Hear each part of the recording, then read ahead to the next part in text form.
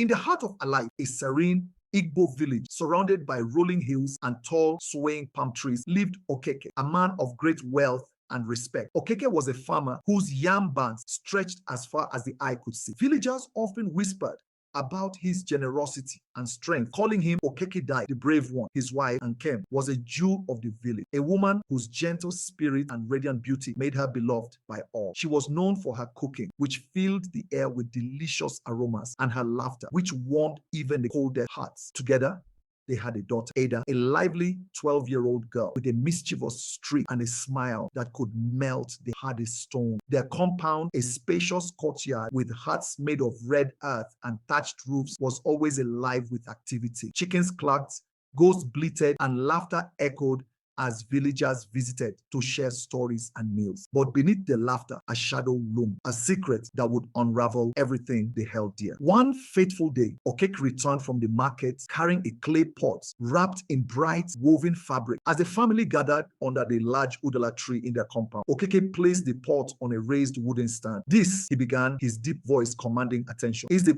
pot of blessings handed down from our ancestors. It holds the spirit of our family's unity. But beware, it thrives on truth and honesty. If lies are spoken in this household, the pot will crack, and with it, our blessings will scatter. Ada's eyes widened as she stared at the pot. Its surface was smooth and glossy, painted with intricate patterns of red and black. She reached out to touch it, but quickly pulled her hand back when her father gave her a stern look. "Do you hear me, Ada?" Okeke asked, his tone firm. "Yes, Papa," Ada replied, her voice small but curious. "But how can a pot know when someone is lying?" Okeke smiled faintly. "It may not have ears, but the spirits of our ancestors watch over it. Promise me, Ada, that you will always speak the truth." "I promise," Ada said, though a mischievous glint lingered in her eyes. Weeks passed, and life in the compound continued as usual. Okeke worked tirelessly in the fields, and Kem managed the household, and Ada played with her friends, her laughter ringing out like music. But one day, temptation crept into Ada's heart. While her mother was busy in the kitchen and her father was away at the farm, Ada sneaked into her parents' hut. She had seen her father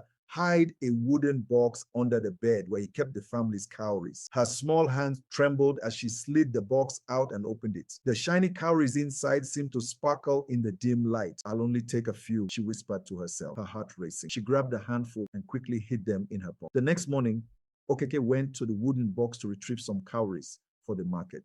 His face darkened as he noticed the missing money. He called out to his wife and daughter.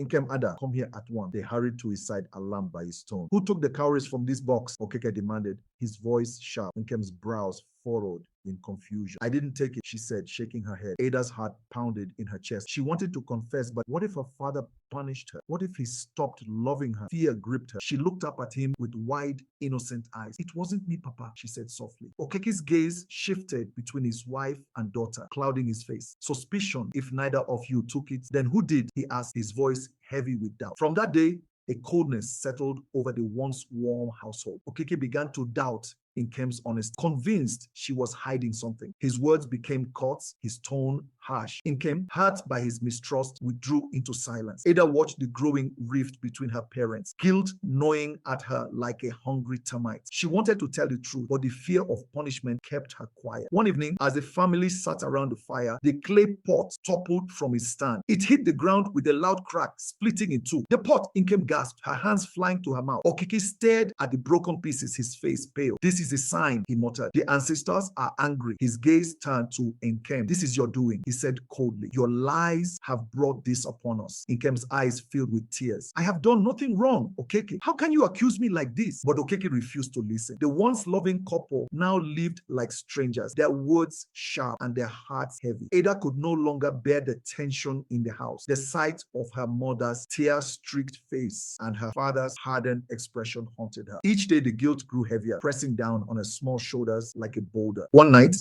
unable to sleep, Ada crept out of her hut and sat by the broken clay pot. The moonlight bathed the shards in a silvery glow, making them look like pieces of a shattered star. "I'm sorry," she whispered to the pot, her voice choked with tears. "I didn't mean for this to happen." But the pot, like her parents, remained silent. The next morning, as the rooster crowed and the village stirred to life, Ada stood before her parents. Her hands trembled, but her voice was steady. "Papa, Mama," she began, tears streaming down her cheek, "I have something to say." Silence filled the compound. compound, then at his wife. Okeke stared at his daughter like the morning sun breaking through the clouds. He had doubted the woman who had stood by his side through every storm, and all because of a child's mistake. Though Ida's confession brought the truth to light, realization dawned on him the damage was already done, and Kem's spirit, worn down by weeks of mistrust and sorrow, could not recover. He fell ill, her once bright eyes dimming with each passing day. Despite the village healer's effort and Okeke's desperate prayers, Nkem passed away under the Udala tree where the family once shared laughter and meal. Okeke, consumed by guilt, became a shadow of his former self. His once thriving farm withered and his wealth disappeared like smoke in the wind. Ada, burdened by the weight of her action, grew quiet and withdrawn. The laughter that once filled the compound was gone, replaced by silence and regret. The villagers often spoke of Ezinaulo's fall, using it as a cautionary tale for their children. They taught them the lessons of the family's tragedy. Lies, no matter how small, can grow and destroy